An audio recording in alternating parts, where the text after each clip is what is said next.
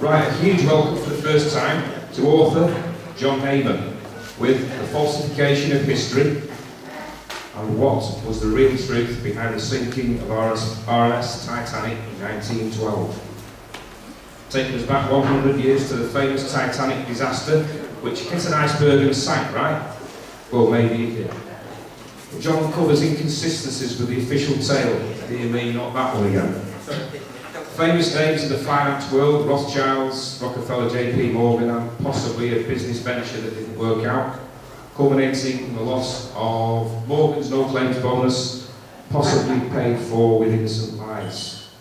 And an official story that stubbornly sticks to the unfortunate accident theory, case closed. But how well does this stand up to independent scrutiny? Let's find out. Please welcome John Heyman.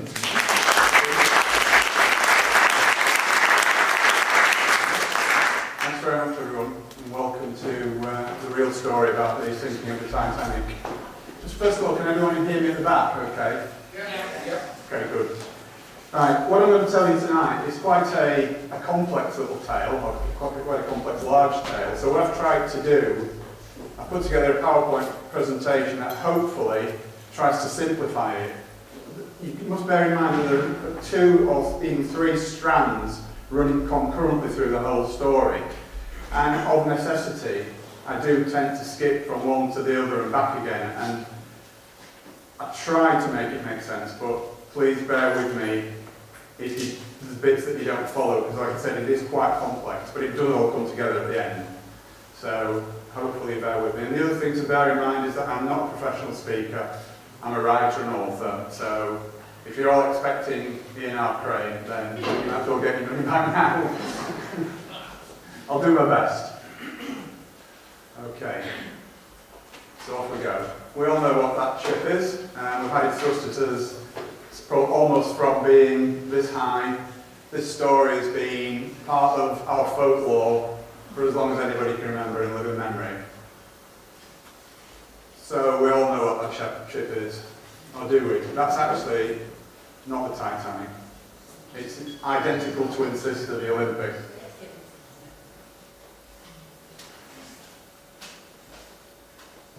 So what do we know about what happened on that night of 14th, 15th of April 1912? Not an awful lot, really. Although we hear so much about it, everyone thinks that they know the story. Well, trust me, you don't. And this is what we're coming to now. We know for sure that a very large ship sank in the early hours of the 15th of April. And we know that there were more than 1,500 lives lost, and that 700 survivors were rescued by another ship, the Carpathia. But once you said that, you said everything. Everything else is really up for question, seriously. And I'm going to show you how that is the case. So let's start by having a fresh look at some of the facts of the matter, shall we? Moving swiftly onwards. Yeah, so to come up with the story that I've come up with, obviously it wasn't all my work, but there's a lot of my own research gone into this, and a lot of the stuff in there is stuff that is unique to me. So where did I get it from? Well, this is where I got my information from. I looked at the transcripts of both inquiries. There were 2 inquiries about the Titanic disaster. One was the American inquiry, one was the British. Looked at both of those. I looked at Howland and Wolff public records. Howland and Wolff was the shipyard that built the ships. Okay, various other sources, libraries, internet, blah, blah, blah. And the one thing that really struck me about it all was that there were so many unanswered questions and anomalies with the official story that made me just think that, hang on a minute, let's have a closer look at this. So what does the official story consist of? It's basically all those things. Can we all read that at the back? Is it large enough? Yes. Yeah, okay. So at the risk of just standing here and reading the slides, it's basically all propaganda from the White Star Line. Dozens and dozens of eyewitness accounts, hardly any of which agree with each other. Contemporary newspaper reports, which I'm sure some of you are aware of this phenomenon. Whenever there's a disaster that's not as it appears, the first reports that come out you never see them again, a lot of them, because they change the official story as time goes on, and some of the reports contradict the new official story, so you never get that. So by looking back at old newspaper reports, I've actually found a lot of stuff that's never mentioned and absolutely conflicts with the official story. Okay? So the inquiries were generally regarded as a whitewash. Okay? And the conclusions that they came to were so obviously incorrect as to be mind-blowing. There was also a British and US government cover-up, which again, as we go on, I'll talk more about that. And one of the things that has been responsible for the apocryphal tale about the Titanic, one of the major things that's been responsible for it, is a book, which some of you may have read, and a film, which some of you may have seen, and it was this one. I need to put it on now. It's called A Night to Remember, and it was written by a guy called Walter Lord. And Walter Lord, just for a bit of background on him, he was an ex-CIA agent. Now, the first thing that interested me was what on earth is an ex-CIA agent doing writing a story about a shipping disaster 40 years previously. And the conclusion that I came to on that was for the same reason that the CIA get involved in anything and everything, and that is to cover it up and obscure the truth. So the Titanic myth that we all know and love so well is a result of that book and that film. And trust me, 80% of it is utter hogwash. Right, so let's just set the scene a little bit. We have to turn back the clock a little way, first of all. A guy by the name of J.P. Morgan, John Pierpont Morgan, who was a big American financier at the turn of the 20th century, from the 19th into the 20th century. Very close links to the Rothschilds and the Rockefellers and all the usual suspects. Okay, he bought the British White Star Line, which was the line that eventually built the Titanic and the Olympic and the Britannic, the three sister ships. Okay, the British government, because it was a foreigner, they had to sanction the purchase. And they imposed certain conditions on that purchase, on that sale, which, please bear that point in mind, because that will become very important a little bit later on.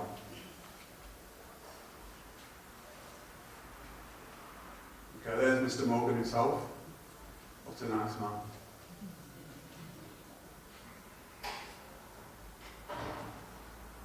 Okay, so in 1907, Morgan asked Harland and Wolff Shipyard, who almost exclusively built ships for the White Star Line, by the way,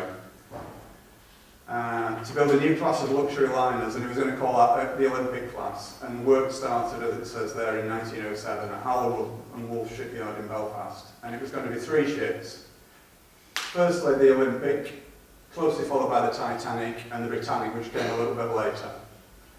And these were going to be the largest moving objects that had ever been built at that time. Olympic and Titanic would be virtually identical, but significantly there were some differences, and again we'll come on to that a little bit later as the story develops. Okay, so in 1910, this is where we swap over onto another little thread, which you're going to have to bear in mind as well as we go through it.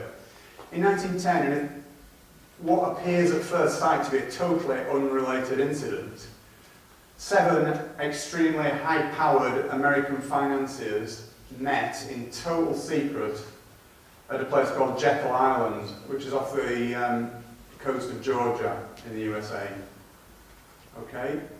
They were the representatives of those powerful financial organisations, J.P. Morgan himself, and as I said before, the Rothschilds and the Rockefellers. Okay?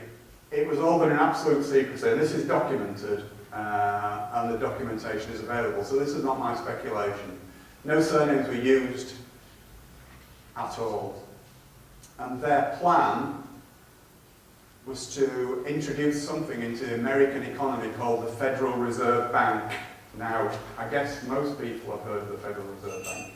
Is there anyone who doesn't know and wants me to explain what the Federal Reserve Bank is? Don't be shy. Okay. We all know what the Federal Reserve Bank is. But just in case someone's too shy to put their hands up, I'll just give you a brief picture of what the Federal Reserve Bank is. Think of it as the American version of the Bank of England. Okay, so it's the American central bank that has the responsibility for the issuance and creation of money.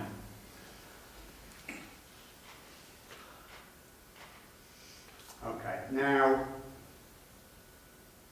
the reason for the secrecy was that there was some powerful opposition to this plan.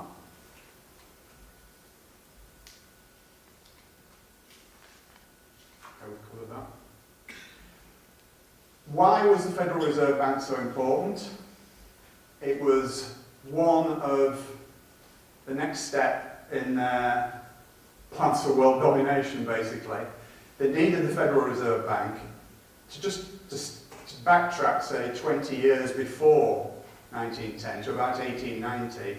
The decision had already been taken. Now, this might sound fantastic to some of you, but others may know that this is the case. In 1890, World War I was already in the planning, but there was no way of financing it because it would have taken absolute massive amounts of money, huge amounts of money. And the only way that they could do that was to come up with a way of creating money.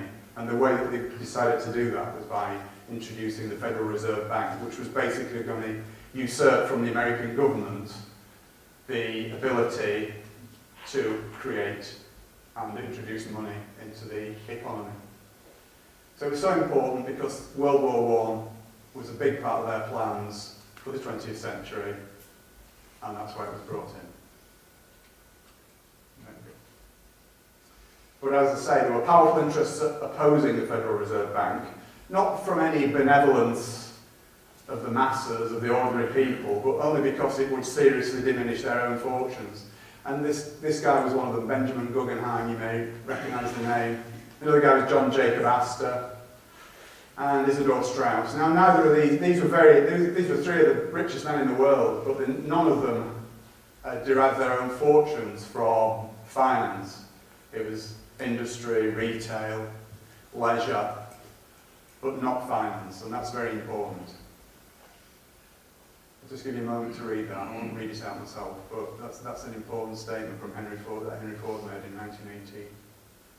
And he was talking about the Federal Reserve Bank.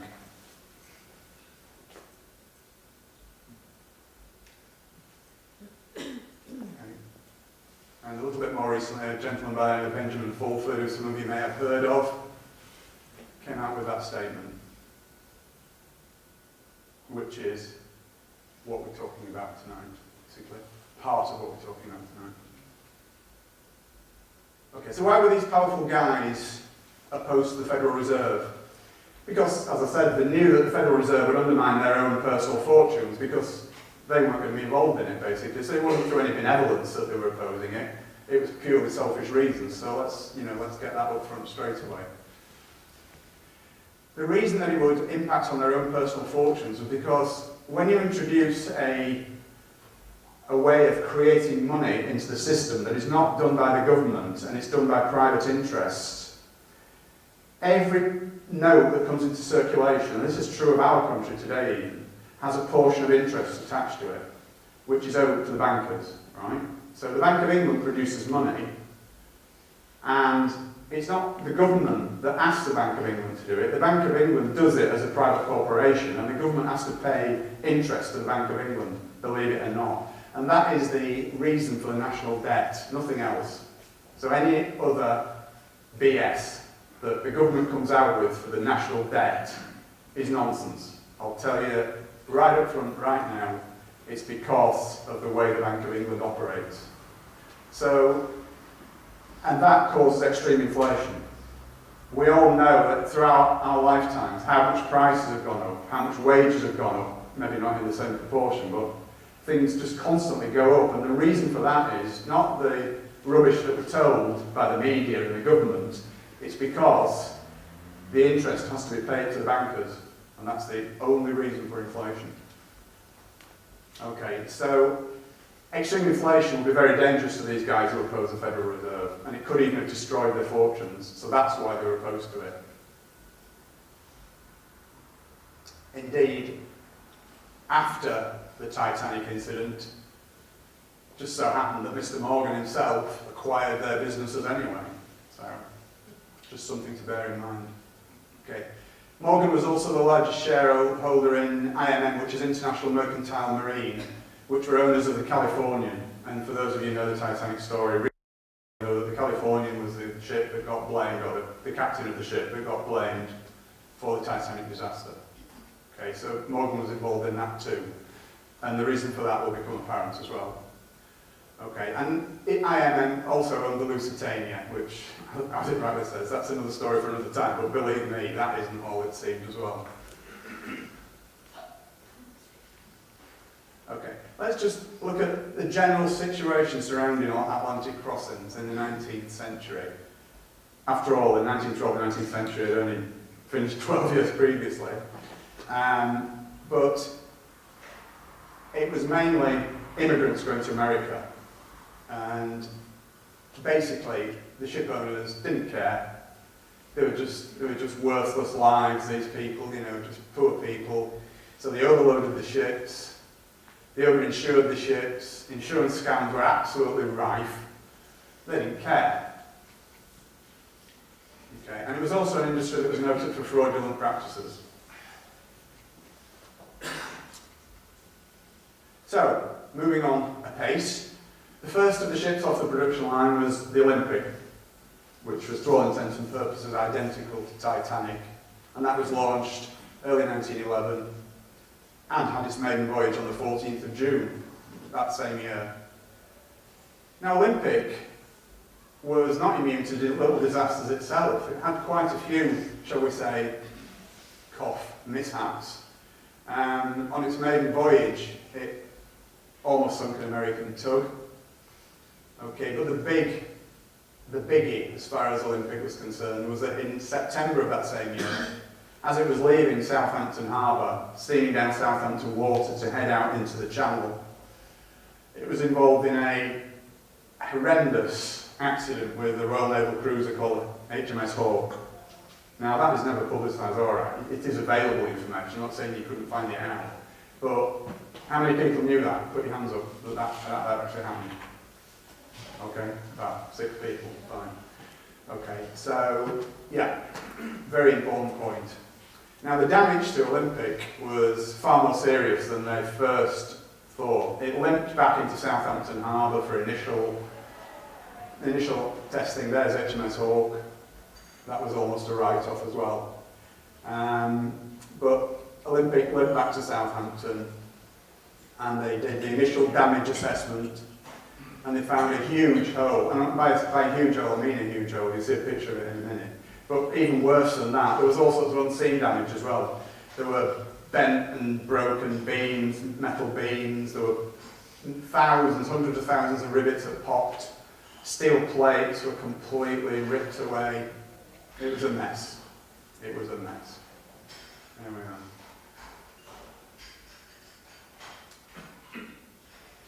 And that was the main bit of the damage, but it stretched. It had an impact down almost 1/3 of the ship.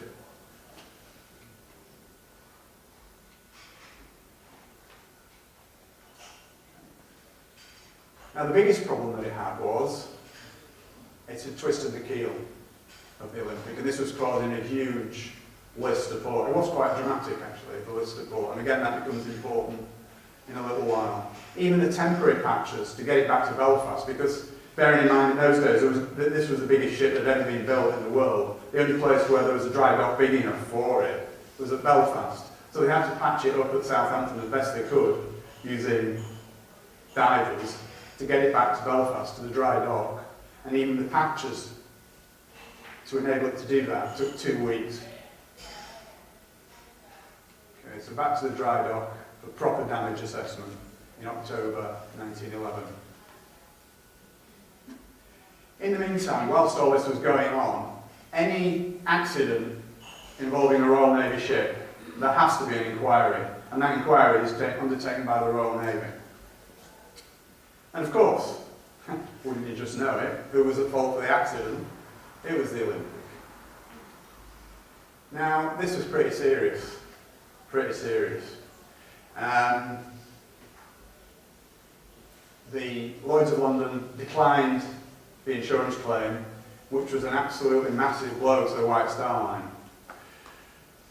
Now, it was not only liable for damage to Olympic, but it was also liable for damage to HMS Hawke, and this was going to run into many, many millions of pounds, and in those days, millions of pounds were serious money. And the upshot of it would be that had that been allowed to continue, then White Star would have been bankrupt. There's no question about that. But I believe that the conclusion that the White Star Line came to was that the Olympic was absolutely irreparable because of the twisted keel mainly. I don't know any of you seafaring people, but the twisted keel on a ship is pretty serious. So they got basically two options: scrap it, which would have definitely meant the end of the line for not only White Star, but Holland and Wolff as well, who, if you remember I said, they almost solely built ships for White Star. So if White Star went down, then so did Holland and Wolff. Obviously they went for the patch-up option. I think they were just buying time, to be honest, see what could happen. So they patched it up, and that took 7 weeks. So bear in mind that 7 weeks out of commission, it was a lot longer than 7 weeks if you take the time before it, from after the collision until the 7 weeks began, and then add the 7 weeks onto the end of that. It's a lot of time for a ship of that magnitude to be out of service. The speculative investment that JP Morgan and co. had put into the Olympic class meant that they needed a return on their investment really, really quickly. And not only were they having to pay for all these repairs, but they were losing the revenues that would have been generated by the Olympic traversing back across the Atlantic, taking passengers. So it was a huge, I can't stress that enough, it was a huge financial blow to them. Okay. Now we know that steel struts were put in place to brace the keel, and I will return to that towards the end of the presentation. So just bear that one in mind as well. Okay, and also to expedite the repairs, they actually borrowed the starboard propeller from Titanic, which was not finished, but it was well underway. It was probably about 2/3 of the way built at this time. Okay, so basically they needed Titanic in service as quickly as possible, along with Olympic, to start generating revenues. Otherwise. Okay, so Olympic was actually involved in yet another collision, believe it or not, when it got back into service in January 1912. And it lost a propeller blade. It had to get back to Southampton. And we know that there was severe vibrational damage, which obviously didn't hold the course at all. And it created enormous stress on what was an already badly damaged ship, even though it had been patched up. So back we go to Belfast again, propeller blade replacement. Now it's interesting this, because according to Holland and Wolff records, a propeller blade usually took about 5 hours to replace. It was just a case of unscrewing bolts, big bolts, I grant you, but just a case of unscrewing bolts, and with a team of a few men, that could have been accomplished in 5 hours. It actually took 4 days. It was in dry dock for 4 days, having that propeller blade changed, which is a little bit strange, but we'll have a look at that for now. Okay. So what were they doing for 4 days? Well, strangely enough, Olympic had been launched by this time, although it wasn't finished. It was sat there in the water. And they were photographed together several times in Belfast around this time. Don't forget, this is like 3 months before Titanic's maiden voyage, and they were together. Originally, the Titanic was meant to be going out on the 20th of March, but that was put back to the 10th of April. Partly because of all the contretemps with Olympic. And there they both are, the two sisters sat together. Almost identical. Almost. Let's look at the differences. Okay. On the forward part of C deck, which is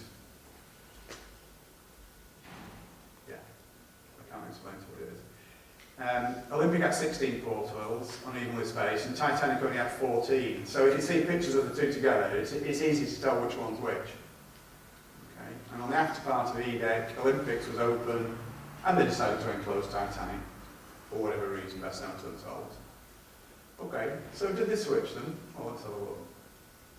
I think they decided to switch them, with a view, you've probably guessed by now, with a view to sinking what had been the Olympic to claim the insurance money. Okay, and that, I think that decision was taken shortly after Titanic had been launched. Okay. It wasn't as that big a job.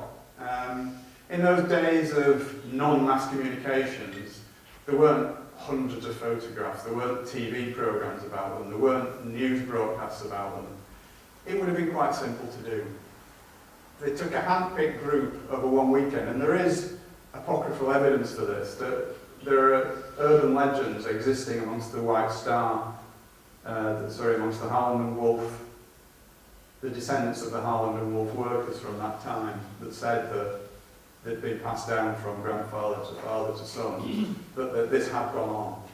And that was bribery and threats to families, that if anybody said what was really happening in that shipyard over that weekend, then they'd probably never work again, and that could have been a death sentence in those days. No such thing as social security. Never work again.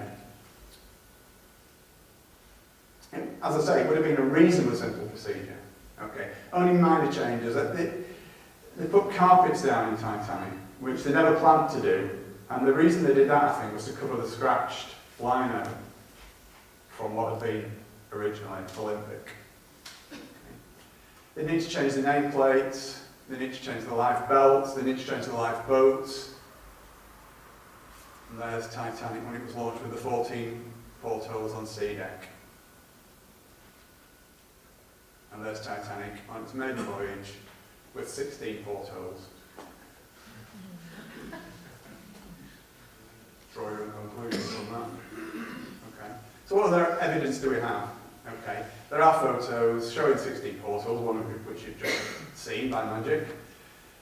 Olympic was open to the public prior to its maiden voyage, and incidentally, does anyone not find it strange, all the fuss and hoo-ha there was over Titanic's maiden voyage?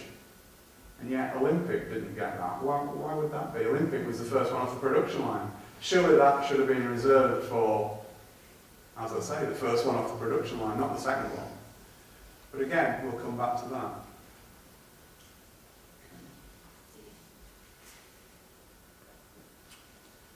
Another little piece of evidence for a switch was that a guy called Lawrence Beasley was a second-class passenger. He reported a list of port throughout the voyage. He was a survivor, obviously, and he mentioned it to the crew or to anybody who'd listened, but of course it was ignored. Now this is interesting as well, the sea trials. Olympics was a full day on the open sea, which is what the Board of Trade, who controlled these things at that time, that's what they demanded, any big new liner entering service. It was a proper, comprehensive trial with Board of Trade inspectors crawling all over it. And that's exactly what happened for Olympic. Titanic, a couple of hours on Belfast Lock, no speed tests, no lifeboat tests. And also, when Titanic docked at Southampton, having left Belfast earlier, ready for its maiden voyage, only 2 firemen and stokers signed up for the voyage. Now this again leads me on to something else that is extremely important. Lots and lots of people said, lots and lots of crew members who were constantly looking for work and constantly out of work, said they would never sail on her again, or that class of ship again. And it's also important to know, this is another thing that never ever gets mentioned, but during that time of Titanic's maiden voyage, there was actually a massive countrywide coal strike going on. And there were no ships leaving the UK for America, or for anywhere for that matter, because coal was impossible to get. So there were thousands and thousands of ship workers, stokers, waiters, stewards, you name it. Thousands of them were out of work because they only signed on for one voyage at a time. No matter which line they worked for, they only signed on for one voyage at a time. So as soon as they docked back in the country again after they'd been away, they were out of work until they could find the next ship to sail on. Now there were thousands of them laying idle because of this coal strike, and none of them signed on. Why would that be?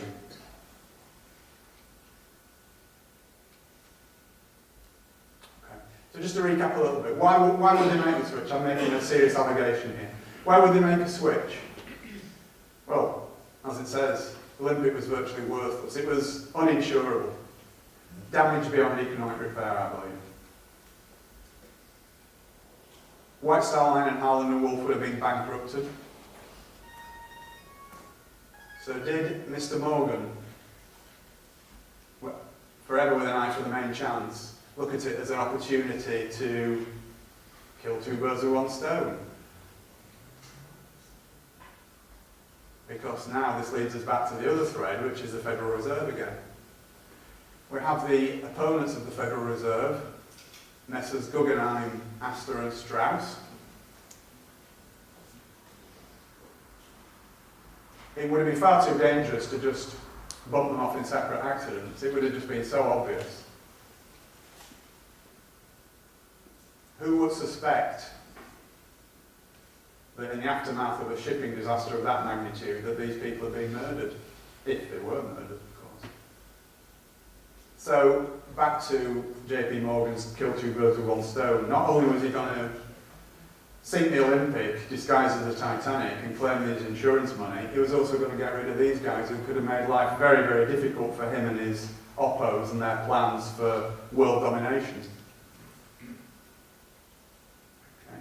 Let's take a little look at Edward Smith, the captain of Titanic, who had also been the captain of Olympic on his maiden voyage as well. And he switched to Titanic for its maiden voyage. Captain Smith is generally regarded as being a hero. In all the apocryphal tales that you read about Titanic, Captain Smith, the hero that went down with his ship. He was actually, he had an appalling safety record. He was generally known as a braggart and a show-off, and he used to take great delight in throwing these huge liners around as though they were ducks in a bath, basically. He had more than several serious accidents in his career. I'll just highlight a few. He had 3 in the Olympic for a kick-off. The Republic, the Germanic, the Coptic, the Majestic. The crew were killed, and that was well covered up actually, that one. So again, I dug that out, but I only had one source for that. There's no other mention of it anywhere, the fact that crew were killed in the Majestic's accident. So he was not the guy that he's portrayed to be, shall we say. Okay, so I believe what happened was, Bruce Ismay, who was the owner of White Star Line, no, he wasn't the owner, I beg your pardon, he was the managing director of the White Star Line. He was brought into Ismay's confidence, and Ismay used his record, his appalling track record, as a lever, and virtually twisted Smith's arm to carry out this conspiracy that they'd all planned. Okay. They were told that the Californian would be standing by. This is the ship of whose captain actually got the blame for the Titanic disaster from the 2 inquirers. Okay, and basically he had to comply, but in doing so he insisted on choosing his own crew. And again, this is something that's quite interesting because it's a known documented fact, and this hasn't been covered up, this is quite true. The fact that just before the Titanic's maiden voyage, all the senior officers were swapped around. They brought in a new one and all the others went down a notch, which they weren't very happy about. But that did actually happen. Smith chose his own crew for that. There you go. Pecking order of his existing officers was affected. Now, there are several puzzling facts about this. Again, as I've already alluded to, despite the coal strike that was going on, they still had difficulty finding crew. What did these people know, these thousands out of work? There was all sorts of rumours going around amongst the crew members of all the different ships that there's not all was well with Titanic. Chief Officer Wilde, who was the guy immediately below Captain Smith in the pecking order, he actually wrote a letter to his sister just before Titanic embarked from Southampton. And in that letter he said, "I still don't like this ship. Still don't like this ship." It was the first time they'd been on it, allegedly. Olympics maiden voyage had been absolutely fully subscribed. Titanic was just over half full. First class passengers wanted to transfer to Titanic when they found that it was actually going to make the voyage even despite the coal strike. They only offered them second class cabins, and I believe that was done to put them off, because if Titanic had been full, and given the fact that they knew that they were going to sink the thing, they wouldn't have been able to save as many lives as they thought they were going to be able to. So I believe that was the reason for that. Okay? And even more, just before it embarked, 50 first-class passengers cancelled their reservations. These were friends and colleagues of J.P. Morgan. This is all documented. J.P. Morgan just didn't turn up. He was supposed to be on the main voyage. He wasn't on it. And he actually rang from France and ordered some priceless bronzes that he was going to transport back to his home in America, and had them removed from the ship at the last minute. He said that he was ill. That's why he couldn't make the voyage. But he was seen 2 days later, in perfect health, at a French seaside resort with his mistress. And Florence Ismay, the wife of Bruce Ismay, the managing director of the White Star Line, she was originally going on the voyage with her husband, but again at the last minute she cancelled. She said that she was ill, but she was seen later that week in Ireland with her family on a touring holiday.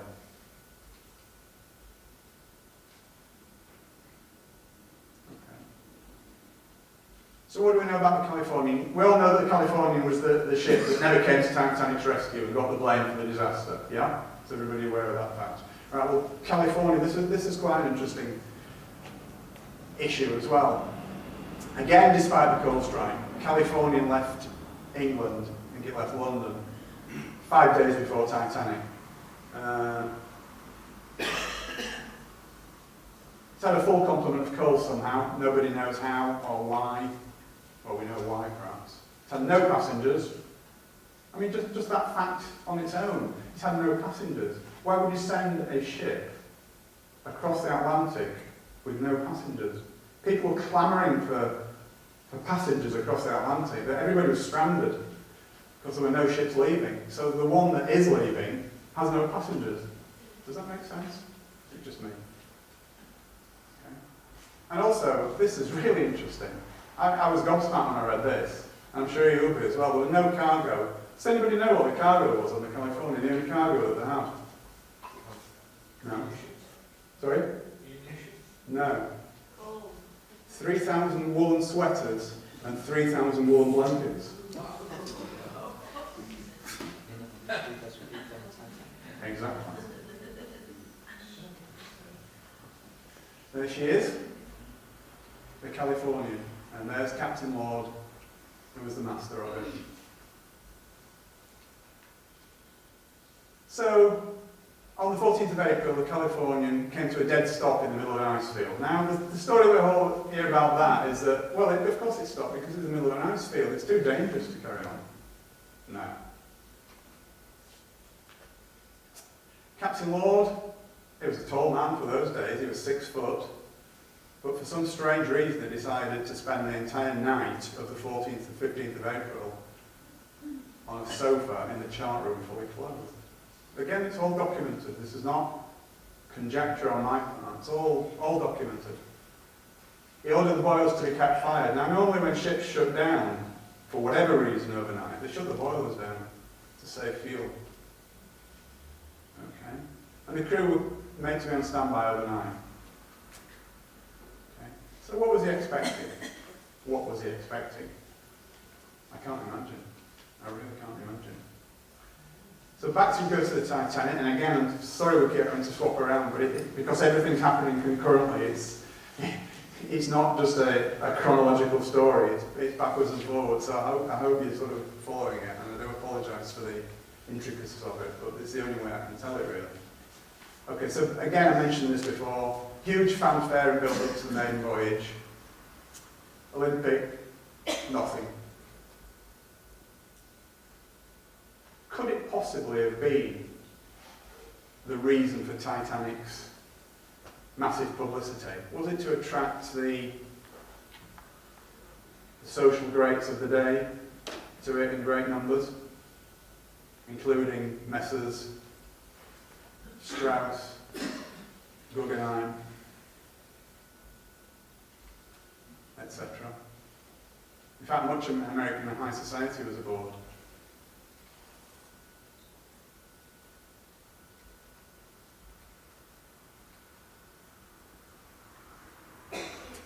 Okay, so let's move on now to Titanic, the maiden voyage. She set off from Southampton on the 10th of April.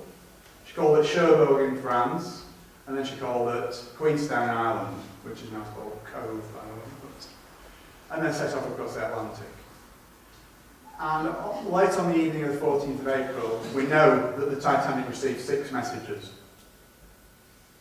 from the Californian, 3 of which were warnings of icebergs, which is fair enough, but 3 were personally addressed to Captain Smith from Captain Lord. Now, we never found out what it actually said in those messages, but I would love to. I really would. And one of the things that we do know what it said in one of them. It was a precise location of where California had stopped for the night. And why would it do that? Why, I mean, just think about that. With the benefit of hindsight, if you like, on what we now know about what was going on. Why would he tell him exactly where California had stopped for the night? What was the point of that? They weren't even part of the same shipping line. Okay. It's also a documented fact that Captain Smith delayed turning the Titanic west on the southern track. There were different tracks going across the Atlantic for different times of year, mainly to avoid icebergs. But he delayed it for 10 miles, which actually put Titanic directly into the ice field. Was that a coincidence? I don't. But again, this is something that did come out. This is something that is prevalent in stories like this. We know that for a fact that the radio operators were busy with passenger messages, so they weren't really taking an awful lot of notice of other ships and their wireless traffic at all. So everything was concerned with getting the first class passengers messages to their family and friends in America who were probably waiting for them at the quayside. Okay, so according to them, they didn't receive the Californians' last messages. So again, draw your own conclusions. Now, we know that there are several other ships in that ice field in exactly that same region that night. And they were all travelling at full speed, so why was the Californian stopped? It stopped and closed down for the night. And we're told, as I said before, that this is because you cannot run at full speed through an ice field. But that is just hogwash, and I'll come on to that a little bit later. This was Titanic's route from Queenstown across to New York. You can just see the edge of the ice field there. It doesn't show it very well on the slide, but it's there. And it's just there where Smith turned into the ice field. And that's where the accident took place. If it was an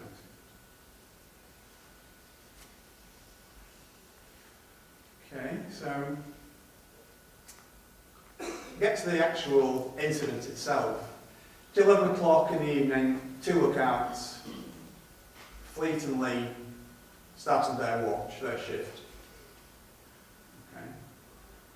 And strangely enough, as Captain Lord had done, Captain Smith also decided to spend a night fully clothed on a sofa, not in his cabin. 1:35 p.m. the iceberg was sighted and a warning was sent to the bridge. And the helmsman was ordered to port around it. Which, incidentally, doesn't mean turn to port, it means turn to starboard. It's a bizarre thing, but it actually means you turn to starboard, which is the right, and you port around something. It means that the rear end swings out like that. Sorry if nobody can see my arm, I do apologise, but it swings round it like that. So that's called porting around it. Okay, now that would have been fine. That would have worked perfectly. They would have missed the iceberg, completely missed the iceberg, apart from the fact that somebody reversed the engines, which guaranteed a collision. Because the speed Titanic was going at, porting around it would have taken it, at full speed, would have taken it a wide berth around the iceberg and past it. But reversing the engines meant that it was like slowing right down, so it didn't have time to get past the iceberg. So that actually more or less guaranteed that there would be a collision. So why was that done? Again, it's all very strange, all very weird. Okay. First Officer Murdoch, who was on the bridge at that time, so he was effectively in charge of the ship while his superior officers were sleeping or off duty. Did he deliberately guide Titanic into the iceberg? Because it was him that gave the order to reverse around. This is an experienced guy, you know. He wasn't a rookie. He'd been around a bit. He'd been on the ships for 20 years. He knew what it was about. You don't get to become first officer of a huge liner like that without knowing, you know, what's right and what's wrong when you're issuing instructions to helmsmen. So that in itself is very strange, and leads me to think that something wasn't right there. Now, another interesting point is that Titanic's turn circle was 1,280 yards, which, as it says on the slide, is about 2/3 of a mile. And its stopping distance from full speed is at 850 yards, which is just under half a mile. Right. Now, in his testimony to the American inquiry, Lightoller, who was the second officer, said that the iceberg had been visible from 2 miles. So, when you just read that information again, given that fact, why did it hit an iceberg? If its stopping distance and from full speed, and it wasn't even travelling at full speed, was 850 yards, and the iceberg was visible from 2 miles, something's not right. The iceberg should easily have been avoided in other words. The other aspect of this is that there were, despite what you may believe or think, there were only actually 6 eyewitnesses to the alleged iceberg collision. Only 4 of whom survived, and all these were working class, and what I mean by that is they were the ordinary seamen. Right? No passengers witnessed it. They were ordinary seamen aboard the Titanic. The 2 officers that witnessed it, well, we'll see what became of them in a short while. Murdoch allegedly shot a passenger and then immediately committed suicide, something which his family have vehemently disputed ever since, or his descendants. 6th Officer Moody allegedly drowned, which just left Quartermaster Oliver, who stated at both inquiries, "I saw nothing," even though he was on the bridge. The helmsman, Hitchens, who was immediately transferred to a job as harbour master in Cape Town upon landing in New York. Lookout Frederick Fleet and Lookout Reginald Lee were the only 2 who actually gave any evidence at all at the inquiries. Any or all of those could easily have been coerced and bribed, in much the same way that the Harland and Wolff shipworkers were. Just the simple expedient of threatening them with the loss of livelihood. It would have been a piece of cake. Okay, another strange anomaly. After the iceberg hit, or Titanic hit the iceberg, which we prefer, Captain Smith ordered Titanic half speed ahead for 5 minutes. Now, why would he do that? The thing was taking water. Was he trying to get closer to the Californian? Then as soon as they spotted a ship on the horizon, immediately he closed the engines down. Very confusing. So what we'll do now is I'll just do this little recap, and I think it's time for a break. Okay, so now we have a ship standing dead in the water, Californian, sorry, Olympic, Titanic. A rescue ship standing by, which we believe to be the Californian. We have messages sent from California stating its position, for whatever reason. Smith can see a stationary ship on the horizon, and he assumes it's the Californian, and therefore everything is going to plan. And I think we'll leave it there and have a little break.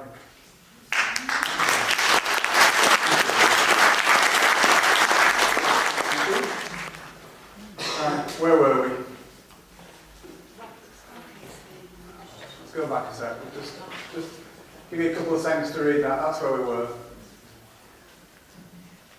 Okay, so the bottom line is Smith sees a stationary ship, and he assumes it's the Californian, and everything's going to plan. So, the rockets are launched.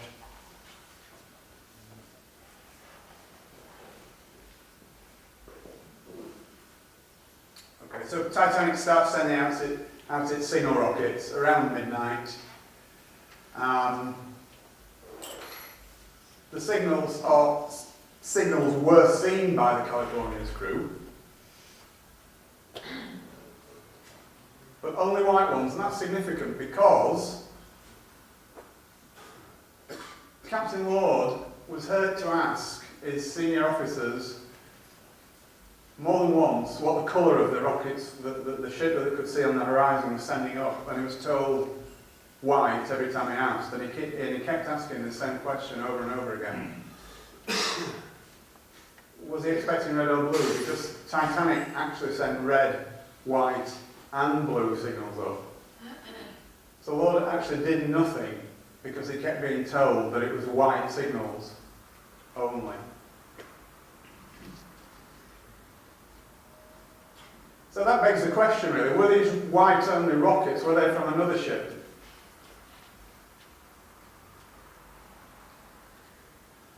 Now, I'm not sure how clear that is, but here's the Californian, okay, and here's the reported position of Titanic, the red boat, but here was the actual position of Titanic. And in between the Californian and the Titanic, again, this is something that is not reported widely, there was a smaller ship called Samson. Obviously that's a little bit exaggerated, but you can see the effect of the curvature of the Earth. Because of the distance between the Californian and the Titanic, which was actually 19 miles, although according to Titanic's reported position it was only 11 miles, the curvature of the Earth was actually obliterating Titanic, as you can see from the diagram. However, Samson, significantly, was visible. Now, the Samson, what was all that about? I hear you ask. Right, well the Samson was actually an illegal seal fishing boat. And it was discovered much later, after the event, that it was actually in that vicinity sending up white rocket signals only. Now why was it sending up white rocket signals? Rather a strange thing to do if it wasn't in distress. But as a seal fishing boat, it was actually culling the seals from all the ice flows around in the ice field. And it was recalling its small rowing boats that it sent out to the various little icebergs, growlers and ice flows that were around there. And it was calling them back in. And to do that, it was sending up white rocket signals. And how do we know that this was the case? Well, first of all, the captain admitted it after the event, long after the event, and he also said that he'd seen coloured rockets from the other direction, in other words, in the direction from where Titanic was. So I believe what happened was that Californian actually saw the white rockets. Lord was privy to the information that Titanic's distress signals are going to be red, white and blue, and so he did nothing with the white signals. But those white signals have since been interpreted as coming from Titanic, which is incorrect. Obviously the captain of the Samson never came forward because what he was doing was highly illegal. Titanic sent up 22 multicoloured rockets, and according to Captain Lord, they only ever saw white ones. So this is quite an interesting conjecture. Did Titanic even hit an iceberg at all? I mean, on the surface of that just sounds such a ridiculous question, doesn't it? It just brings everything that you've ever known about the situation into question, and it just seems impossible at first glance. But there were only 4, as I said, working class witnesses, for want of a better description. And one of those, Fleet, the lookout, he completely refused to answer questions. Oliver saw nothing at all. And Hitchens, the helmsman, he was given a new job in South Africa very hastily before the British inquiry. So, and the other lookout, Lee, he gave conflicting testimony. So in other words, what he said at the American inquiry and what he said at the British inquiry were 2 contradictory things. But then there's another interesting incident, which again is never covered in the apocryphal story, and this concerns something that was referred to in contemporary reports as the yellow funnel steamer. Okay, in the aftermath of the alleged collision with the iceberg, there was a yellow funnel steamer spotted by several, not eyewitnesses to the accident, but several people who came onto the deck of Titanic, stated to newspaper reporters in New York that they'd seen a yellow funnel steamer disappearing off into the distance. And also, there was a lifeboat floating nearby when the Carpathia picked up the survivors that was definitely not from Titanic because it was a different colour and a different design. And furthermore, all the ice on the deck, I mean, again, there's lots and lots of eyewitnesses reports about the deck being covered with large chunks of ice. Fine. Everybody assumes that that's from an iceberg, but it was an extremely cold night. And there was literally hundreds and hundreds of yards of rigging on Titanic. The wireless masts were just, in effect, like rigging going from one end of the ship to the other.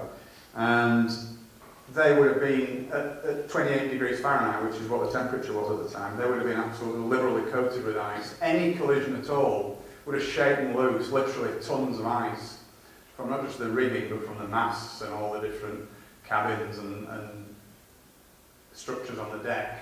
So it's quite feasible that even if it didn't hit an iceberg, there could be copious amounts of ice skating around the deck.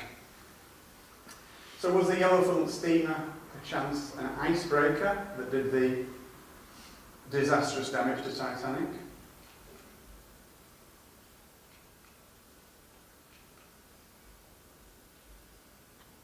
Okay, apologies for the skipping around a bit here, but it's necessary because there's so many things going on at the same time, and it's difficult to do it as a chronological story, if you like.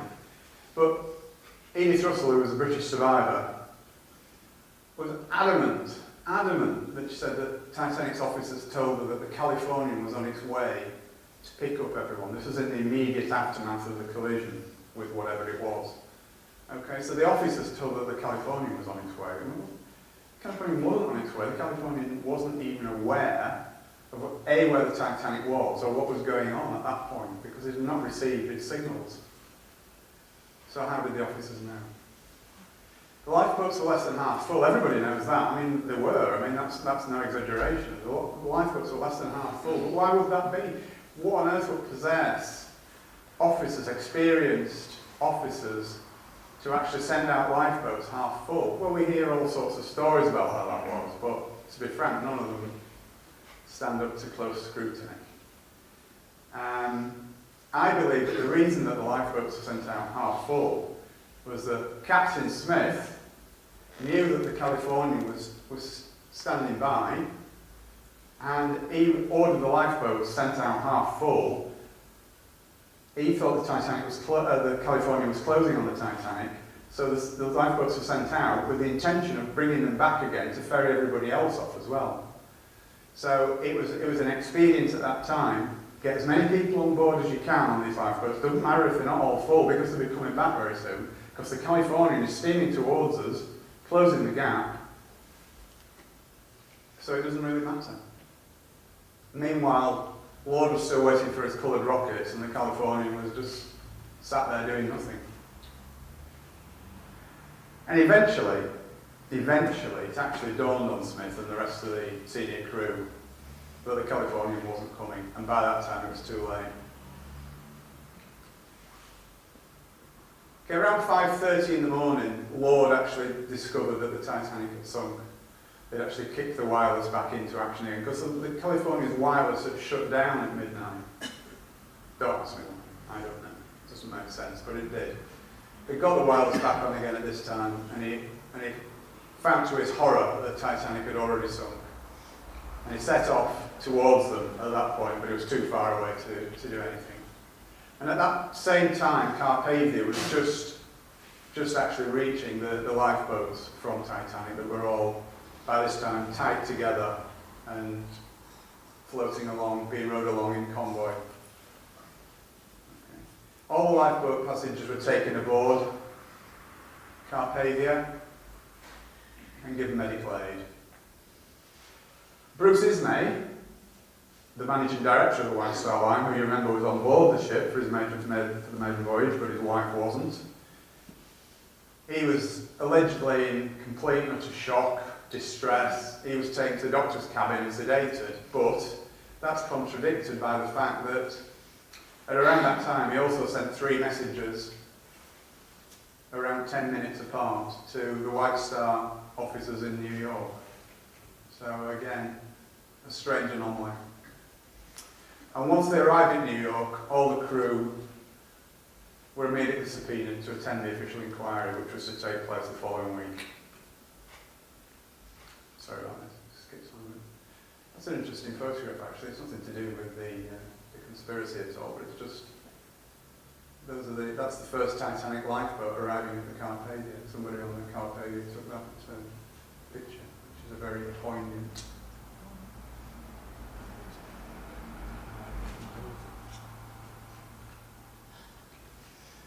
Let's move on to inquiries now, because again, these were generally regarded as being complete whitewashers, both of them. We'll cover the American one first.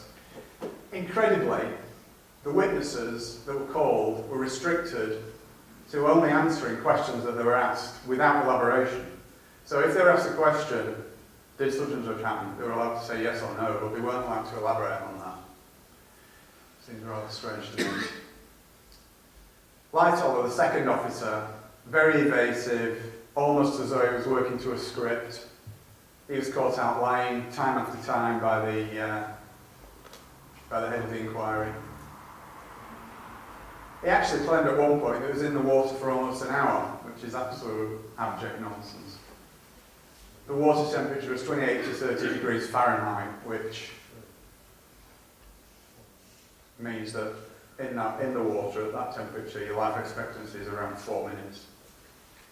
And it's an interesting point that a lot of people, I'm sure, not you good people here tonight, but a lot of people think that everybody on Titanic that was killed on Titanic drowned. Well, no, they didn't. They froze to death. The ones in the water froze to death. They didn't drown.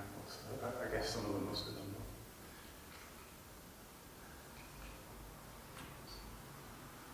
Lightoller referred to the inquiry as a complete farce, and he wasn't wrong.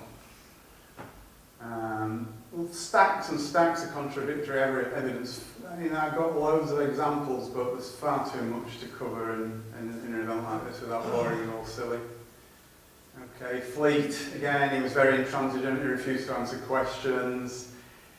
When you read the transcript, it looks to me like he was told to say nothing, and he did his best to try and say nothing, but he was coerced by the guys who were cross-examining him. And as a result of that, because he was just an ordinary guy, he wasn't very eloquent, he became very angry and agitated. And it was obvious that he was covering something up when you read the transcripts. Okay, and this is an important point as well. At the American inquiry, they actually brought in 2 or 3, I can't remember which, but there was 2 or 3 experienced sea captains asked the questions, and they all said that an iceberg of the size that allegedly collided with Titanic can be seen 3 to 5 miles away on moonless nights. And also, significantly, it's normal procedure to maintain full speed because of that fact. So why was California stopped? It really does beg the question.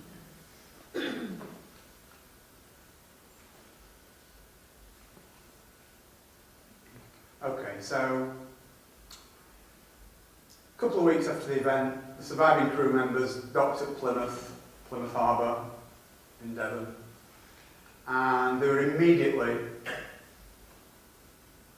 held against their will. They were kept in a holding pen, for want of a better word, overnight. There were 165, from memory, 168 perhaps, and they were all held against their will overnight, which is obviously illegal. They had no access to union representatives, and they were coerced to sign a document that they believed to be the Official Secrets Act.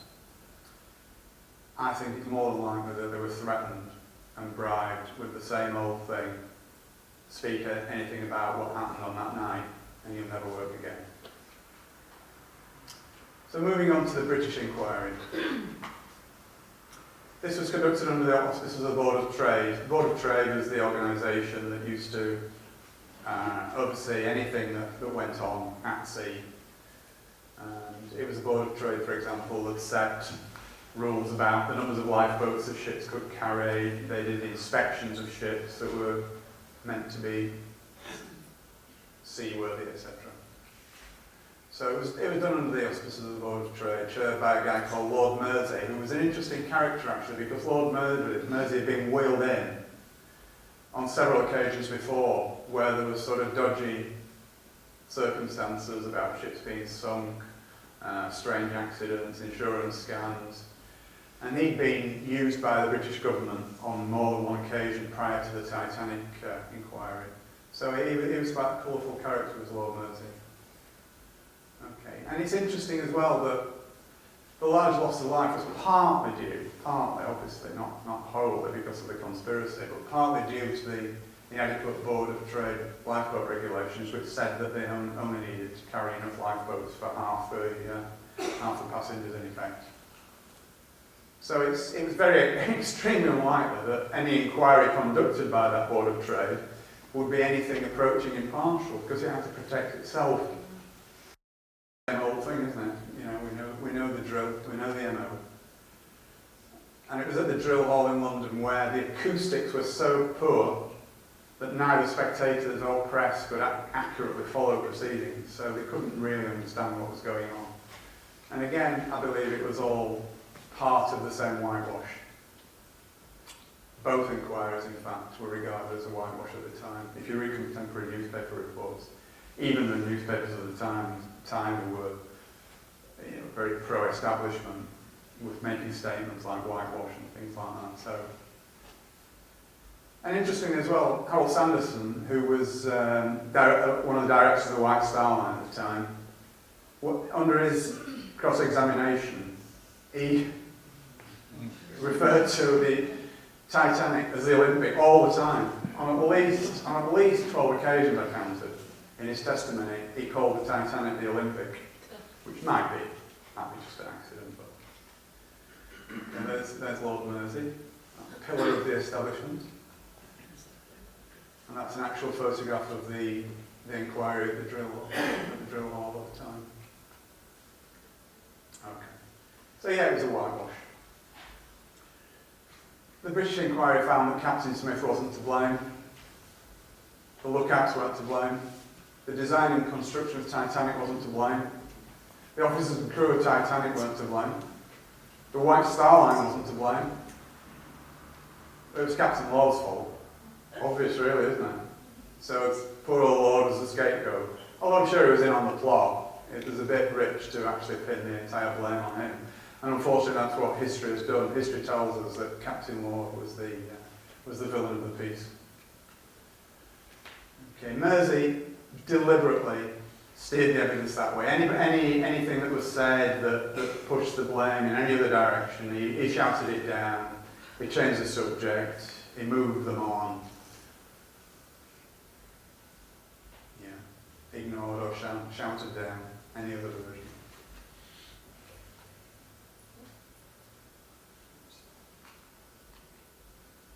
Okay, and he actually deflected the attention away from lots of other things that I would have thought might have been sort of fairly important. Things like Titanic's bulkheads should have been at least one deck higher. That would have probably saved the ship. And the fact that the Board of Trade, if you remember right at the beginning of the presentation, I told you about the sea trials. They signed the Titanic off after about an hour and 40 minutes of sea trial on Belfast Lock.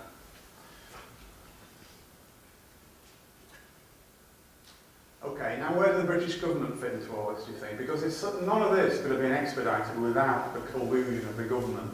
Now, why would the government want to do that? What would be the motive for the government to do something like that? Okay, let's have a look at that. Okay, so it couldn't have happened without their collusion. There's no doubt about that. Interesting that there would have been absolutely massive political repercussions if White Star and Holland and Wolff had been bankrupted.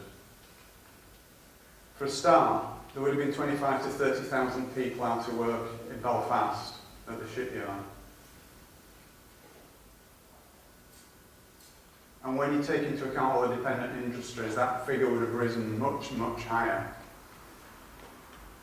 Okay, the Liberal government who were in at the time, under Asquith, would probably have not been re-elected.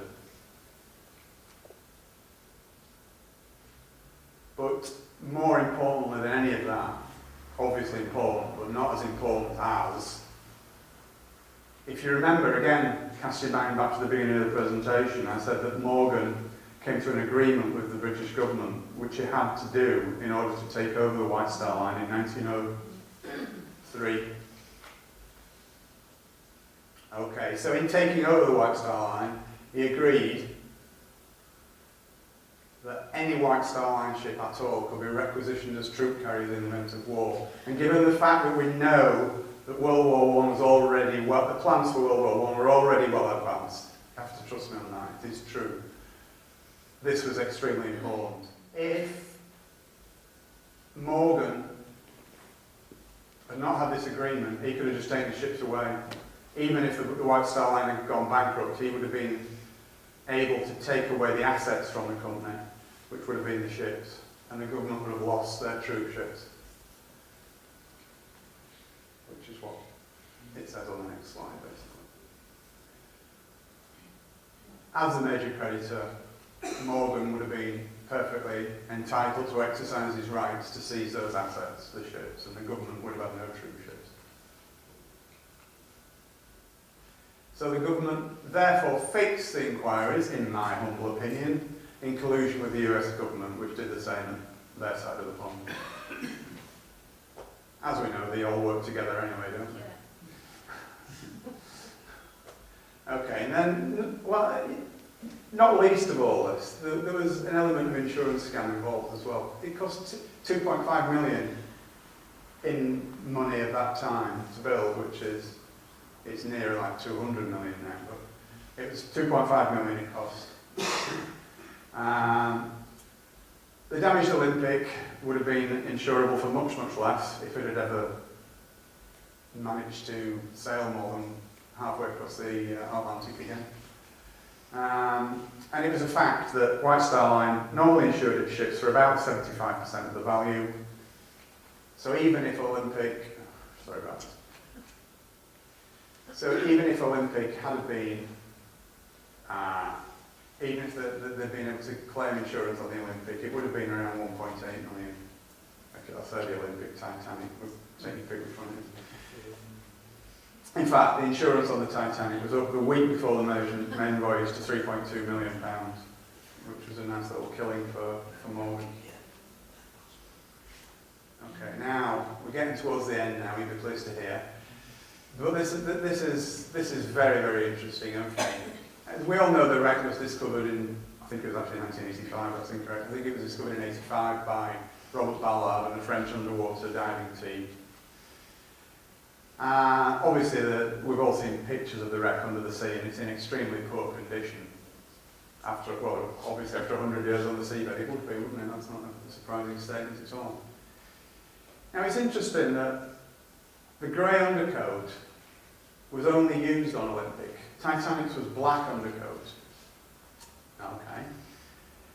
But another interesting point is that there's a picture that was taken inside the Titanic on the seabed of the marble fireplace in Ismay's cabin, and it exactly matches the marble fireplace in Ismay's cabin on the Olympic. Now, we all know that marbling, there's no two pieces of marble that look exactly alike, but trust me, these two pieces of marble look about as alike as it's possible to get two pieces of marble to look.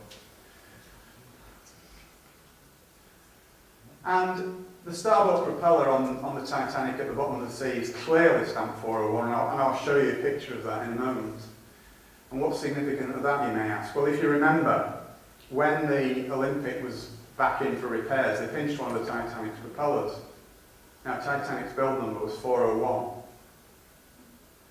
So, if the propeller had been swapped, and the propeller at the bottom of the sea says 401 on it, draw your own conclusions from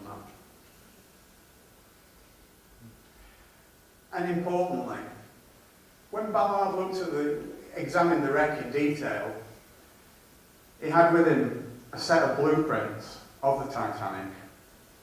And he was really puzzled because in the wreck it is full of longitudinal steel braces on the keel, which are not in the original blueprint. Now, if you remember, I said that when the Olympic was repaired, it had steel braces put on the keel. That's the previous slide, but I'm just emphasising the steel struts to brace the keel, which was one of the repairs that were made. Remember that these braces did not appear on Titanic's blueprint. Okay, so there's a picture of Olympic at her launch, grey undercoat. Titanic's launch, black undercoat. I don't know what's got in there, but it's quite interesting anyway. But if you there's, you should say C, you can't count them from here, I do appreciate it, but that is Olympic, photographed in Southampton in 1929, and it's got Titanic's 14 portholes. So there you go. Now, 29. It was scrapped in 37, I think, or 38 maybe. Okay, so let's examine the wreck a little bit now. I'm nearly there now, I promise. Okay, so again, it's not a very clear picture, but if you look at these, where the paint has run here, you can clearly see the grey undercoat peeking through. And we know that there's only Olympic that has grey undercoat. So that's an interesting little point. And there's the 401 stamped on the propeller. It's not that clear on this picture, but you can just about make it 401. Olympic's build number was 400. So again, I'll make the point because it's important that that propeller was swapped. Titanic's build number was 401, so that should have said 400 on it. Had it been the Titanic. Now, the other interesting point that I wanted to make was that it was White Star Line policy to rivet the ends of its ships onto the hull. It didn't engrave I beg your pardon, it's the other way around. It engraved the names of its ships into the hull. It didn't put iron letters stamped and riveted onto the hull. They were actually engraved into the hull, not standing out in relief. Now, This is a close-up of the Titanic hull, and you can clearly see the letters M and P. I say clearly, it's not that clear, but it's just about visible that it says M and P engraved in the hull. And that is exactly where two letters of Titanic have fallen off onto the seabed and are no longer visible. So again, it's all evidence. So that's where the letters were. So we're nearly there now. What became of these people? What happened to them all? All the major players in this little conspiracy of mine. They all died on board Titanic, but significantly, and I believe this is significant, none of the contemporary reports, none of them even attempted to escape, as far as we know, which I find a little bit strange. At least one of them should have. But nobody ever saw them. Nobody saw them afterwards. They all sort of died quietly and just disappeared. What became of the Olympic on the Titanic, whichever one you believe it is? It successfully plied its trade across the Atlantic for another 25 years or so. What happened to the insurance claim? Well, Lloyd's of London immediately paid out the full 3.2 million, and that, just by coincidence, secured the future of both White Star Line and Harland and Wolff. And also what became of the plans for the setting up of the huge scam that was the Federal Reserve Bank. Well, the Federal Reserve Bill was passed without serious opposition. You'll all be absolutely gobsmacked to hear. On the 23rd of December 1913, when 9/10 of Congress had gone home for the Christmas holidays, it was introduced early that afternoon, and it was about that thick apparently. So no one had time to even read it, let alone digest its implications. Okay. And as I sort of mentioned earlier on, it's the beginning of the American national debt, just like the British national debt began with the Bank of England in 1694. The American national debt started in 1913 and currently stands at 16 trillion. Now, a trillion is a million millions for the purpose of this. They're just mind-boggling numbers, and it'll never be paid back, ever. It's impossible. So basically, we're all in debt, or they are in debt, and their descendants as far into the future as you can possibly imagine, forever. And that debt is increasing. And more importantly, the Federal Reserve Bank enabled the bankers to fund World War I, which is what they've been aiming on doing for the previous 20 years. Obviously World War I started the following year. So that's it.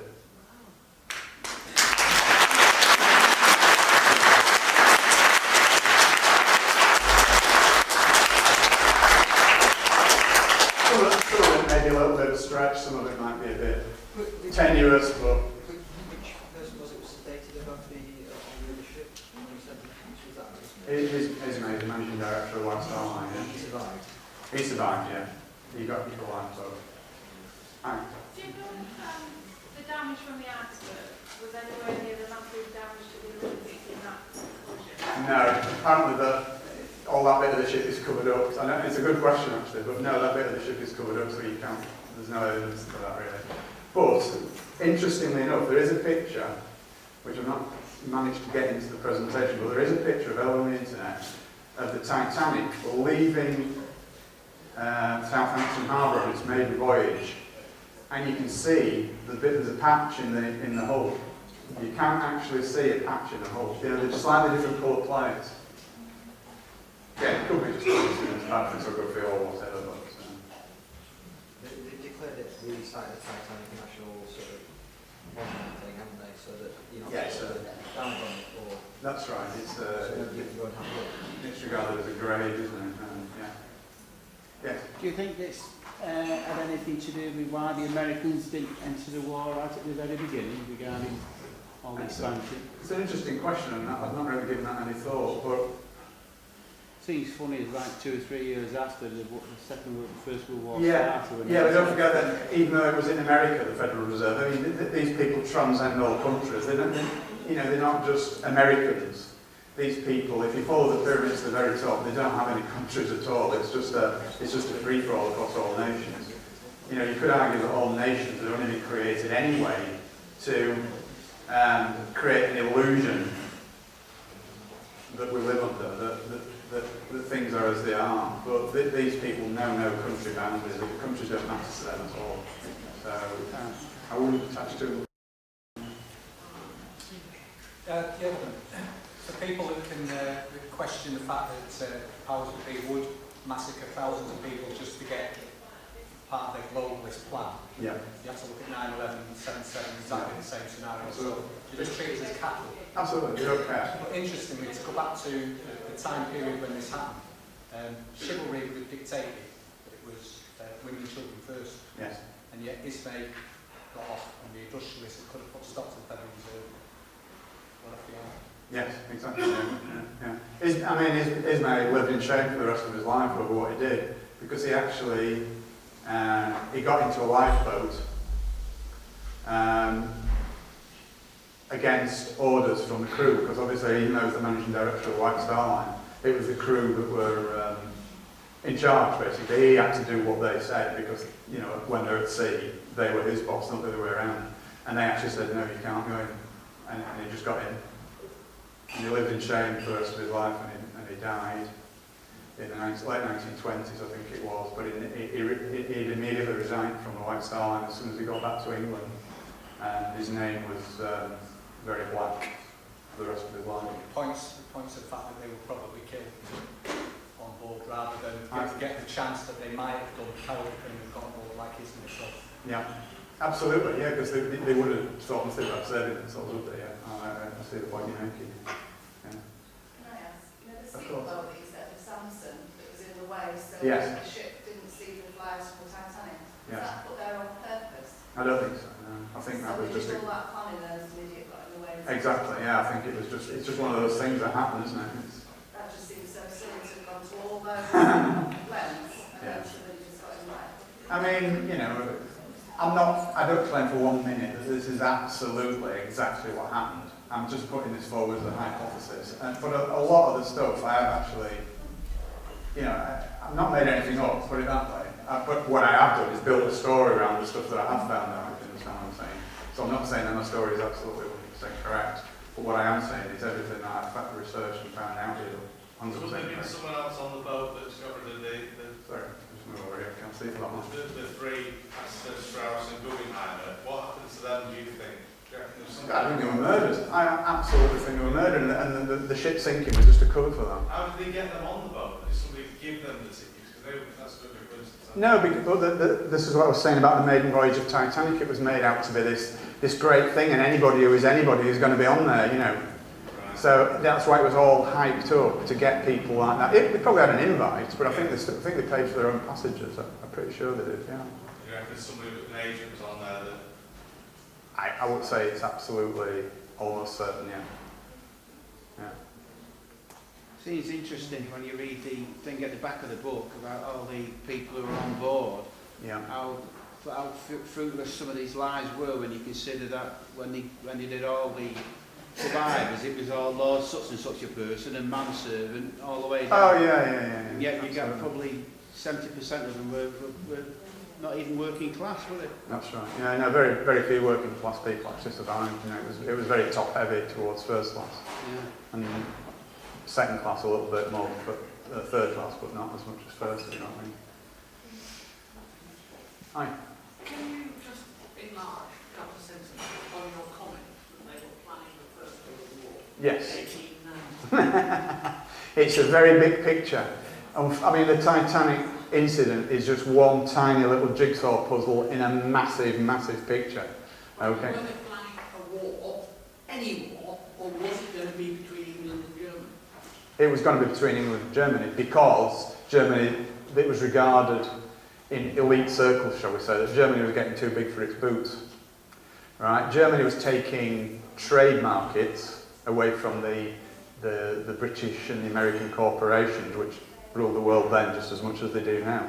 So Germany needed to be taught a lesson. So they had to find some trumped-up charge to nail Germany. So that was all going on. But they needed more than anything. They needed the finance, and the way that the final nail in the final piece in the jigsaw puzzle of World War I was the Federal Reserve scam, because within months they generated enough money because they could just print it to actually carry that out. But they've been wanting that all along. And the whole history of the 20th century I find extremely interesting, because although all the stuff happened that you hear about, it certainly wasn't for the reasons that you hear about. World War I was designed to end as it did so that World War II could happen, and which is exactly what happened, because at the end of World War I, Germany had such horrific reparations to pay. They didn't finish paying it till 2009, by the way. Did you know that? World War I reparations.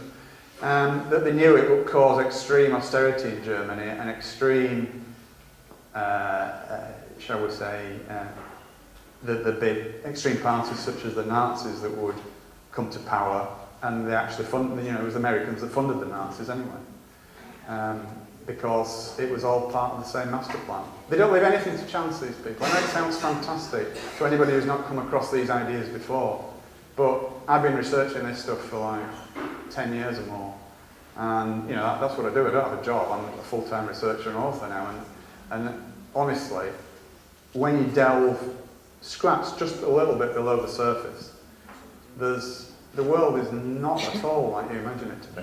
Not at all. Well, So, my dad said to me before 1972 that wars didn't take place the way they're presented, they were organised. why do you say before 1972? He died when he said, Oh, I beg your pardon. Sorry. if I have my 3 wishes, I would for an hour, but Right, I'm right. asking what he meant. Yeah. Well, all wars are artificial constructs. They're all done for not the reasons that they tell you they're done for. It's mainly about making money. We could go on all night about it. It's such a big topic. What's your take on what is going on at the moment with this austerity and crashes and Greece and so forth? Have you got any theories about that? Oh yes. How long have you got?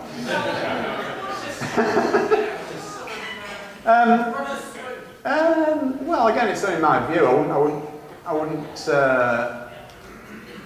suggest to speak for everyone, but it's all part of the same thing. It's about control of populations. I mean, when you think about it, let's just take the Greek situation and the Spanish situation as an example. Who does Greece owe all this money to? Owes it to the EU? Who does Spain owe it all to? Owes it all to the EU. Every nation is in debt to the EU or to other countries in the EU. Why not just say, all right, well, that debt pays off that debt pays off that debt. It's all artificial constructs. They do it to keep us all in a state of fear and poverty, because that's the only way they can control us. That's the only way 10,000 people can control 7 billion people. And it's all part of that bigger picture. And again, it's not the sort of thing that you can just address in a 2-minute soundbite, if you know what I mean. It's a much bigger picture, and there's a lot more to it. I mean, it's just staggering in its complexities. You can't put it all down to the central banking cartel. Okay? Yeah, it's them that I don't know if you heard what he said, but he said that you can put it all down to the central banking cartel, and that's what the Federal Reserve was about. Everything is down to them. These people own the earth, yeah? They own the earth, they own governments, they own corporations. If you follow any pyramid to the top in society, they're there. And they control all governments, everything. They're all puppets dancing to the tune of these people, these bankers who own the earth. I know it's a difficult concept to get your head around if you've never sort of encountered anything like that before, but it is the case. Yes, sir. Well, that bankers shams are all bluff because they create money out of nothing. And absolutely. It's the prerogative of the country to produce its own money. That's self-evident. Absolutely. And they ought to just call it a bluff. Well, if the British government, or if any government, created its own money, we wouldn't have a national debt. There wouldn't be a national debt. Well, he doesn't have to borrow money. Exactly. The national bank is control. Absolutely, absolutely. Well, the Japanese are supposed to be borrowing 700 million Japanese to build a nuclear power station. Yeah. Well, if we accept that, they'll owe 700 million worth of Britain. But if the government that created 200 million to build a power station, that will contribute to the wealth of the nation, Yeah. and we get all the benefit, and we own it. So this Japanese law investment that's coming supposedly from Japan, we just want stopping it, it's nothing. Yeah. They create out nothing, and it becomes money when we accept it as money. Yeah, exactly. Yeah. So we just yeah. produce our own money. It's just another tiny little strand in the whole spider's web is going. Yeah, absolutely. Well, there was a story that it might have been some by a torpedo. You did mention another ship there. It could have been, yeah. Yeah. I mean, it was just my presumption that it might have been an icebreaker. It could have been a torpedo for all I know. Yeah. Have you ever heard the idea? I've read it. No. What, I mean, one thing I didn't mention in the presentation was, and perhaps I ought to, is that the actual hole in the side of Titanic was very strange. It was a very strange shape. Yeah, that's It was about that wide, and it was about 60 metres long. But the interesting thing about it was that it actually penetrated 1.6 metres into the ship. Now, how can a piece of ice do that? Have you ever seen a piece of ice that shape? That's 1.6 metres long and only that wide, and yet can break through steel. So what are you actually saying? Well, I'm saying I don't think it was ice that did it. So what do you think you actually I think it was an icebreaker. I'm guessing, to be fair. Oh yeah, I understand that. Yeah. But I suppose I'm more saying that it wasn't ice rather than what it actually was. John, I think you've done a fantastic job on a really complex subject. Thank you very much. Absolutely splendid. Thank you. Your name, ladies.